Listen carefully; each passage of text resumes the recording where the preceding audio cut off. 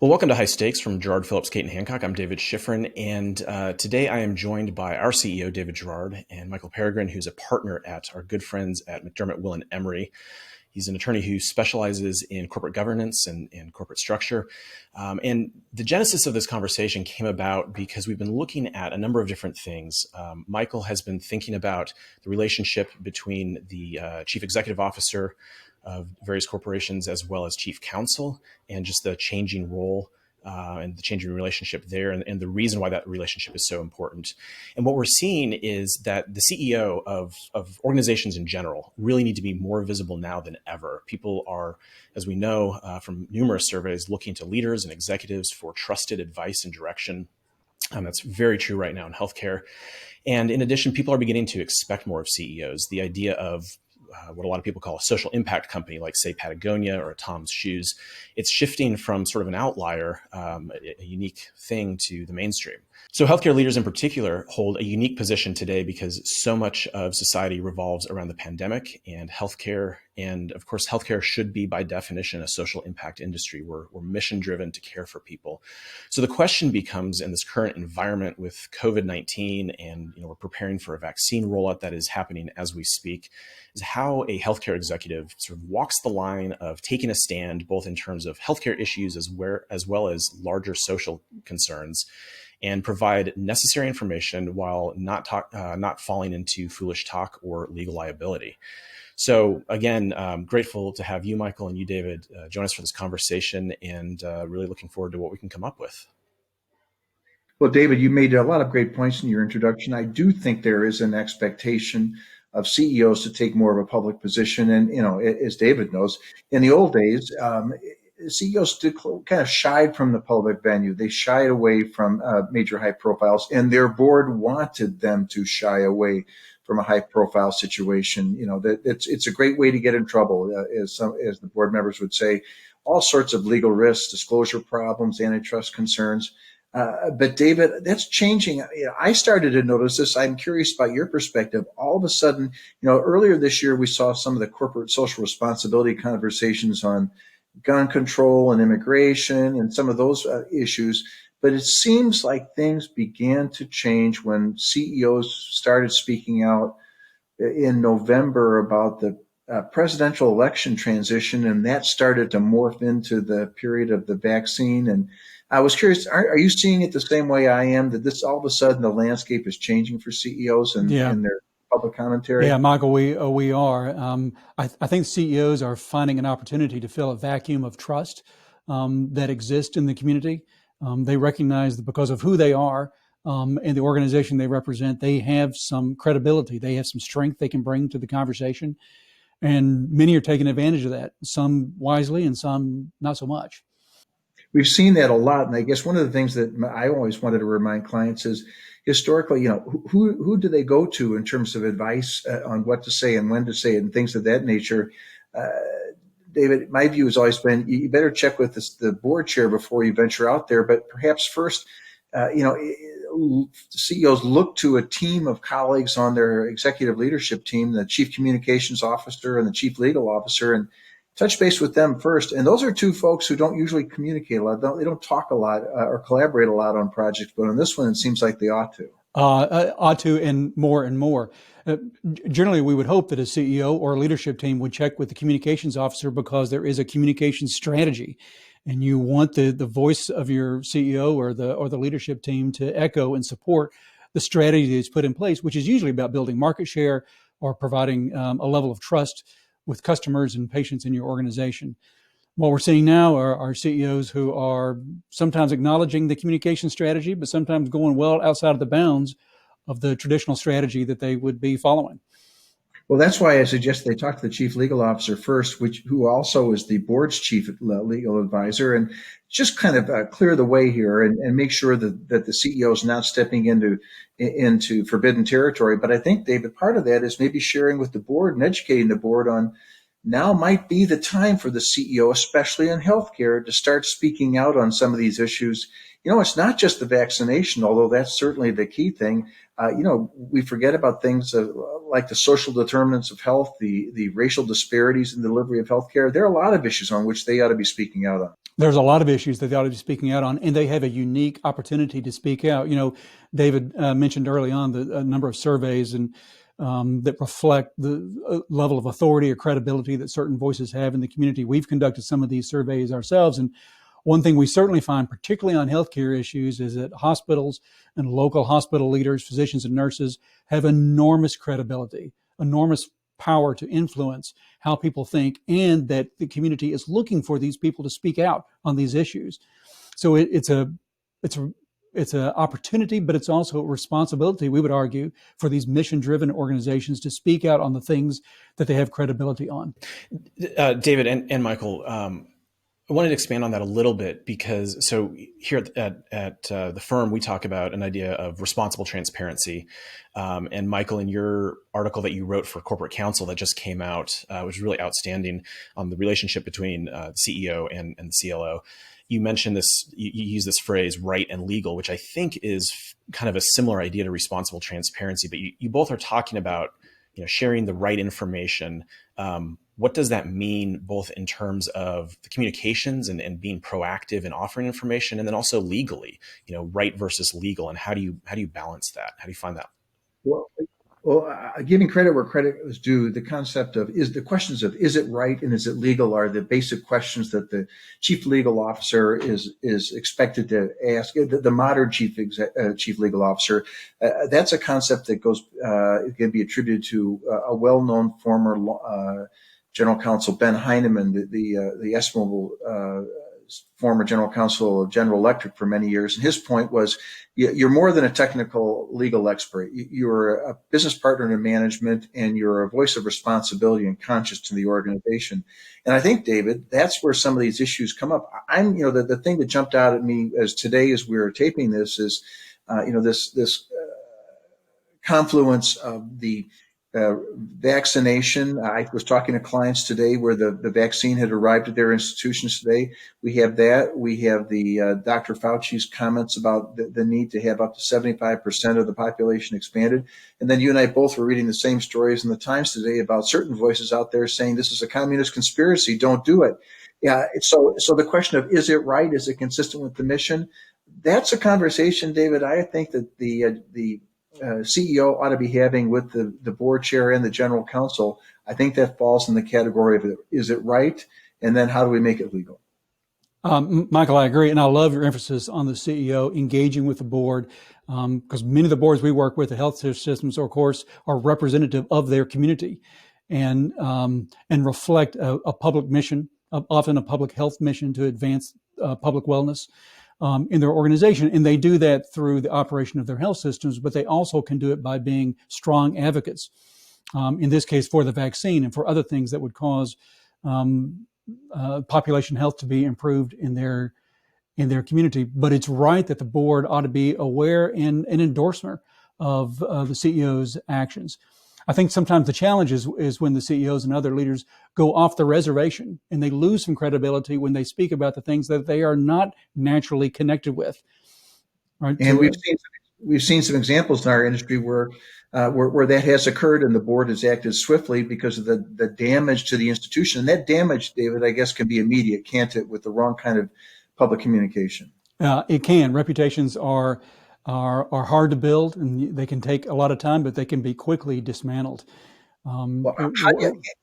How do you handle that, David, when say you get a call from an institutional client that says, I have to respond to this comment on vaccination that's so contrary to what we need and must do. I need to get something out right away. How do you slow him or her down? What's your course? How do you approach that conversation in terms of structuring the communication such that it doesn't risk the CEO or the institution? You start with the core of your organization. You've got a mission, you've got a purpose, and everything you say ought to be reflective of that. Even if it is controversial with some opinions in the community, it needs to reflect who you are as an organization. The board is truly helpful in helping define that. That's thing one. Thing two is there's very few issues that are going to be raised that are a surprise. It's not a surprise that vaccines are controversial. It's not a surprise that this has been a politicized issue like masking throughout the pandemic.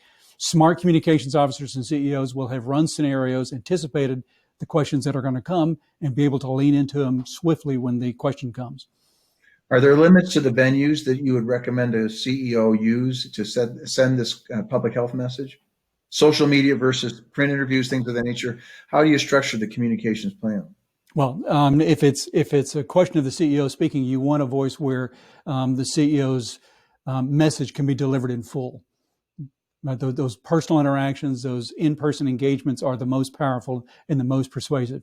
Social media is great, but it's like a loose cannonball running around on a ship, hard to control, and you have no idea what happens to it afterwards. So that can be a supporting actor there, and I think should be, because so many people get their information there. But you've got to start with a core message that comes through personal engagement. And that's the hope where the senior communications officers are going to reach out and say, we also have to touch base with the chief legal officer and vice versa. And David Schifrin, this goes to the point you raised.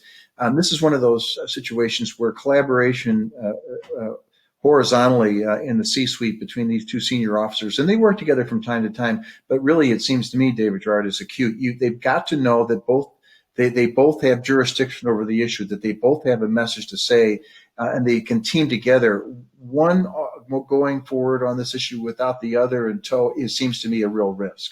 I love your phrase that both have jurisdiction. We think of it in terms of like a political campaign, where you have a variety of interests who are in charge of pushing an organization forward and pushing its message forward.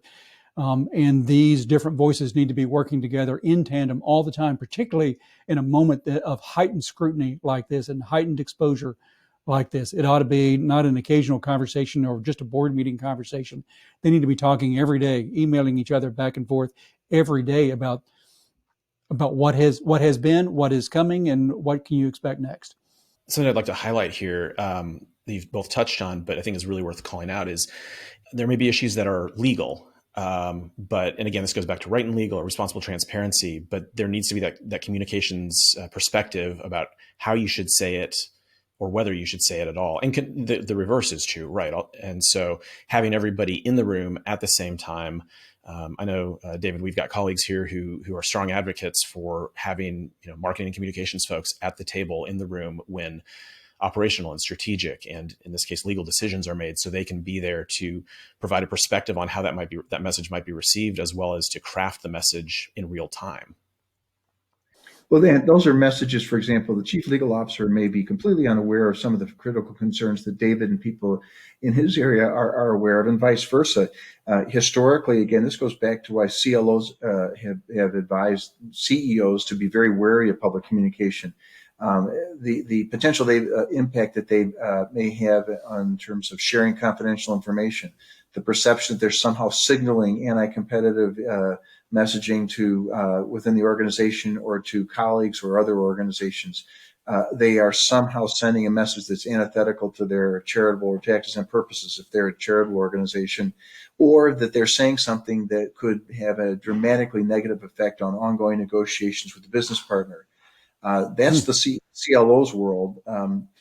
David, Jarrard, what does the CLO need to know from you as to the things that he or she should be considering as she or she evaluates his advice to the chief executive? Well, I certainly think of, I'm taking through my head the number of issues that just your comments have raised with me already, where the CLO needs to be a partner in the conversation.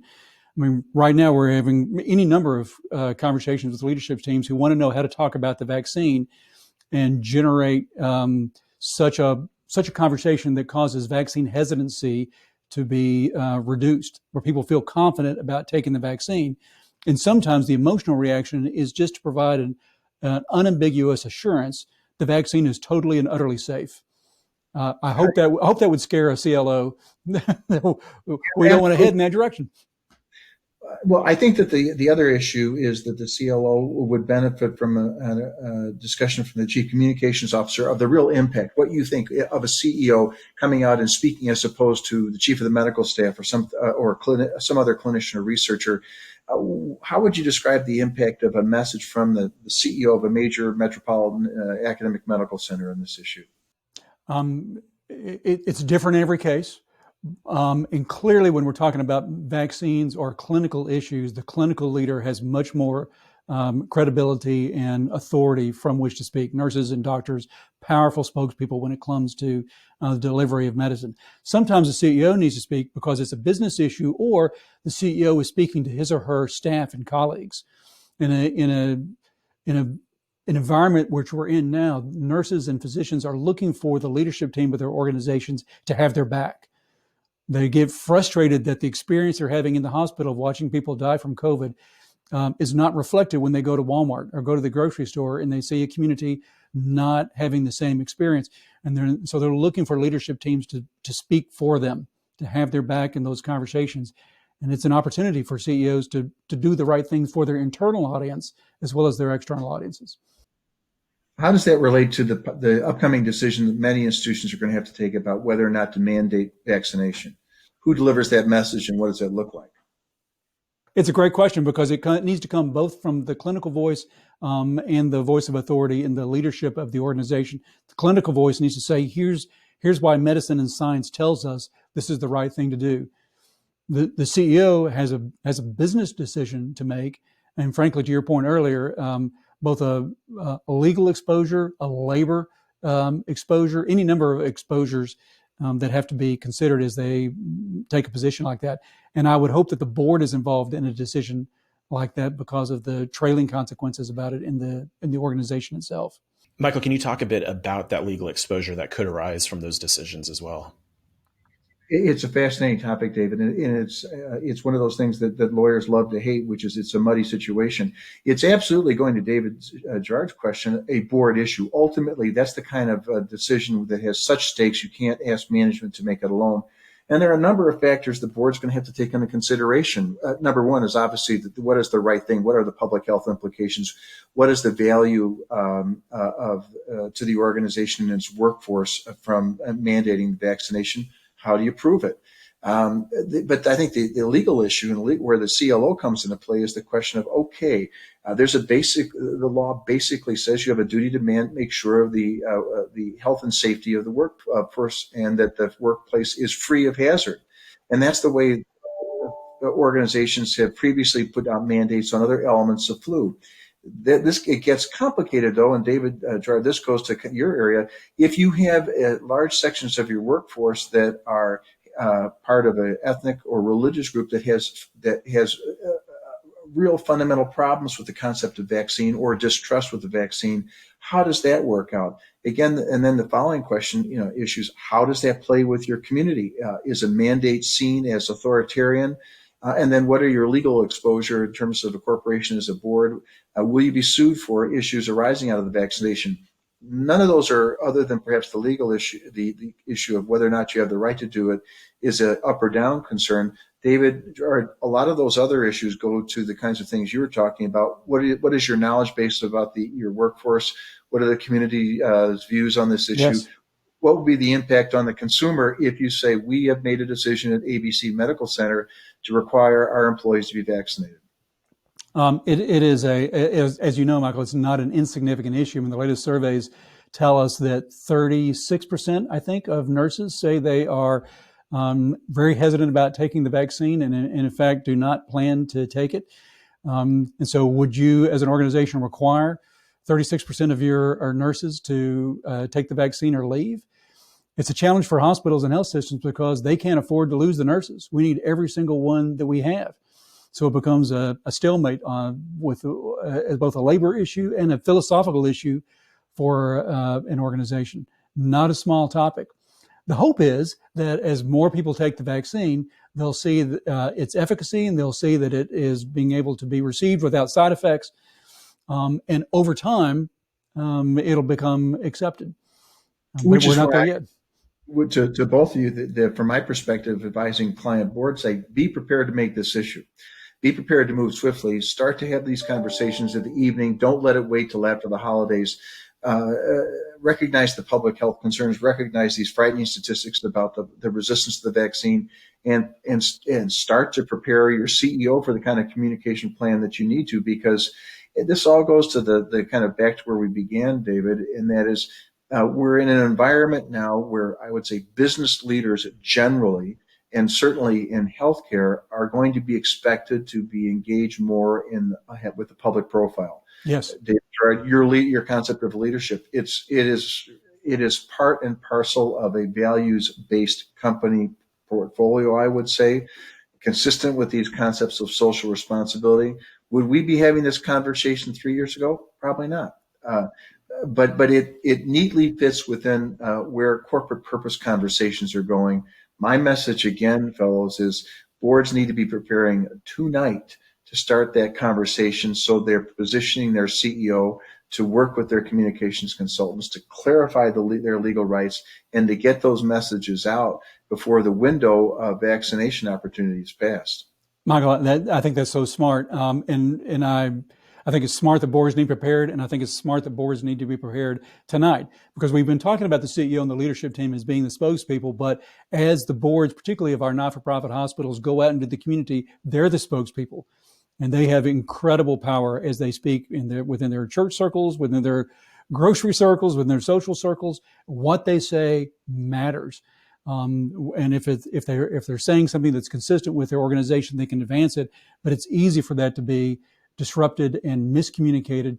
So they need to be as consistent as the CEO in what they say and what they talk about.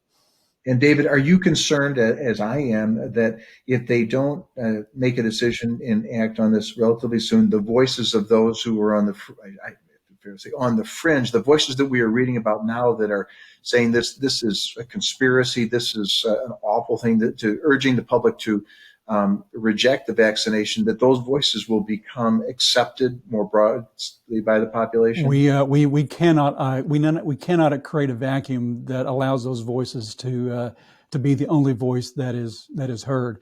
I mean, our belief is that hospitals and health systems are the original purpose-built organization, and we have a responsibility as boards and leadership teams to exude that purpose in our communications and messaging, particularly right now. You're exactly right, Michael. We're at a key moment, a turning point moment. The pandemic has been raged for 10 months. We now have a solution, a reason for hope. We have to endorse that hope. We may not be able to fully explain everything how it's going to work and how it's going to roll out over the next 6 months. But if we can lend our emotional voice of support, we will have a quicker and a better outcome. Well, thanks so much to both of you.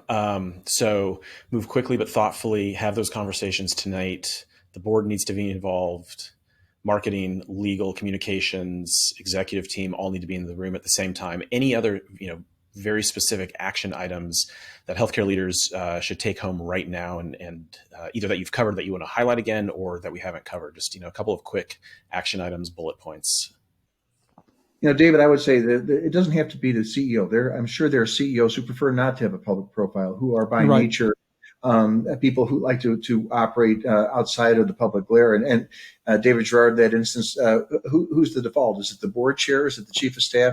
We don't want to put this all on the CEO, even though that's the logical person. It should not all be the CEO. The clinical voices here are powerful. Your chief medical officer, your chief nursing officer are valuable. Also, what's valuable is somebody who's good at it. Somebody who's comfortable at it. Michael, to your point, somebody who's passionate about it but can't deliver that message is not really helpful. So it's a role of the communications officer to train those key leaders up to play that role. And as I said earlier, board members, whether they like it or not, are spokespeople. So they've got to be equipped and trained. And David, I would go beyond this, the particular immediate issue of vaccination. I would say that we want to keep in mind, there are other public health issues on which CEOs really need to be speaking out on, those that are kind of, we forget about them with the pressure of the pandemic. But David Jarrard, there's so many other things that have occurred this year that require our attention and require CEO attention.